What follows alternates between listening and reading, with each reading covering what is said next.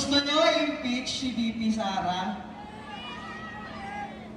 Ayaw niya i-impeach si VP Sara, pero itong mga lokong to gusto. Wala naman kayong mahanap, nagsayang kayo ng oras at pera ng taong bayan para lang i-impeach yung taong alam nyong magpapakulong sa inyo.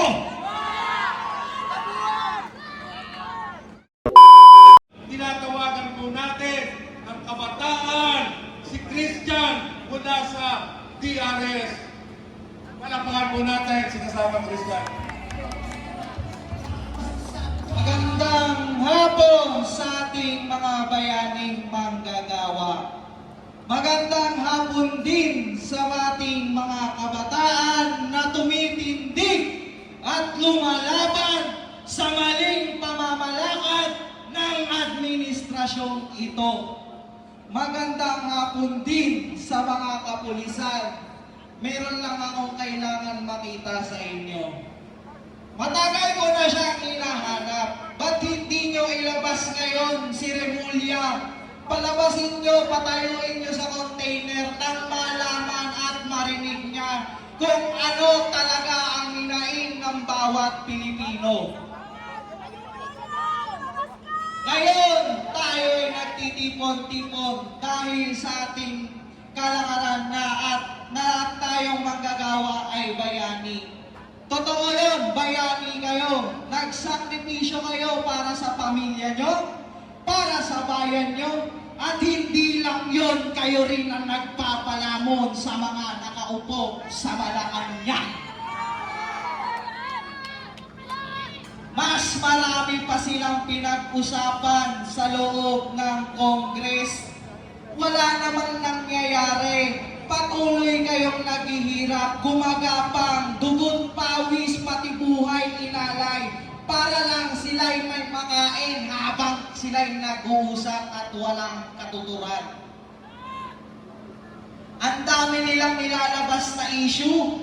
Araw-araw may gusto silang palabasin. Araw-araw may gusto silang ituro. Pero ano ang nangyayari pagkatapos? Pilipino ang gutom, walang solusyon na nagawa. Sana naman, ngayong nandito tayo, ipakita nyo kung ano talaga ang tapang ng mga manggagawa na palaging pinapahirapan ng mapangsamantalang gobyerno. Alam ko, hirap na kayo kay lupog ang panga. Na sobra nakakasingot ng tawas kaya nagkakaganyan. Mas madami pang gustong ibulsa kasi mahal ang kuhanan. Ngayon, gusto nyo impeach si VP Sara? Ayaw niya i-impeach si VP Sara, pero itong mga lokong to gusto. Wala naman kayong mahanap, nagsayang kayo ng oras at pera ng taong bayan para lang i-impeach yung taong alam nyong magpapakulong sa inyo.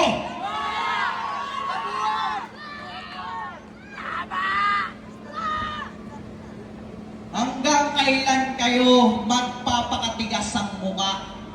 Hanggang kailan nyo titiisin ang daing ng bawat isang Pilipino, bawat isang kabataan, bawat isang magulang, bawat isang manggagawa dahil sila'y nagugutom, dahil wala silang kinikita, at lalong-lalo na walang nakikinig na gobyerno sa kanila.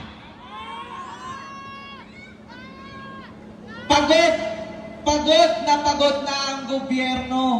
Bingi na nga ata kulang na lang kuha kayo PWD nyo card.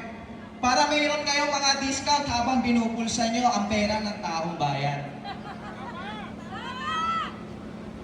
Lakas na magbarikada, kala nyo naman susugurin kayo hanggang Malacanang. Takot na takot, mag-impake na kayo, sabay lipad. Maraming salamat sa inyo.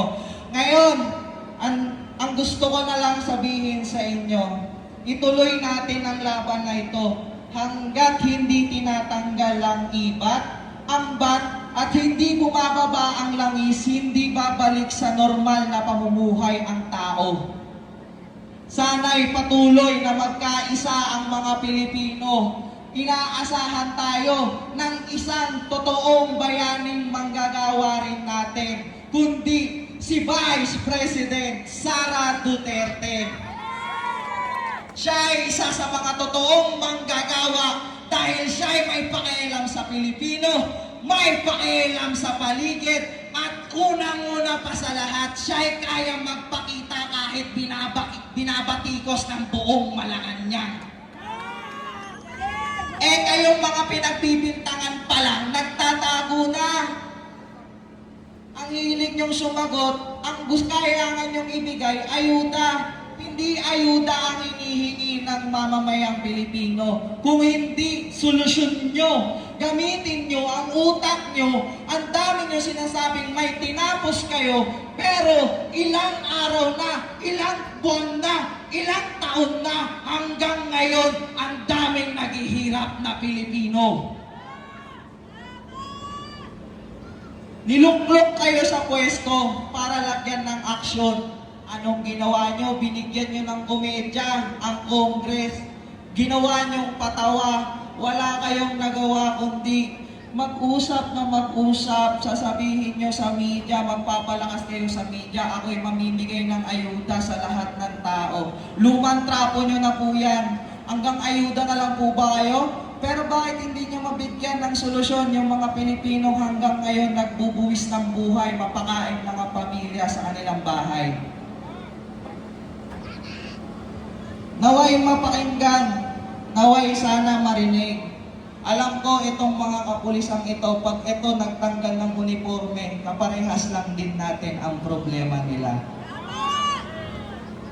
Wala ho kaming gustong mangyaring masama, pero kung ilalabas nyo yung isa, pahablot nyo na lang sa amin para meron kaming Merry Christmas.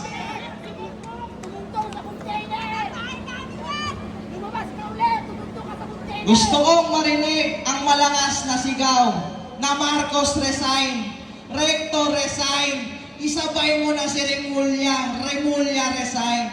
Pwede ko bang marinig sa inyo yun? Simulan natin kay Recto. Anong gusto niyong mangyari kay Recto? Anong gusto niyong mangyari kay Remulla? Anong gusto niyong mangyari kay Lubog ang Panga? Putulan ang ulo! Ayun lamang po, mabuhay kayo mga manggagawang Pilipino. Kayo ang nagsisilbing inspirasyon sa aming mga kabataan upang magpatuloy tumindig at lumaban. Maraming salamat po.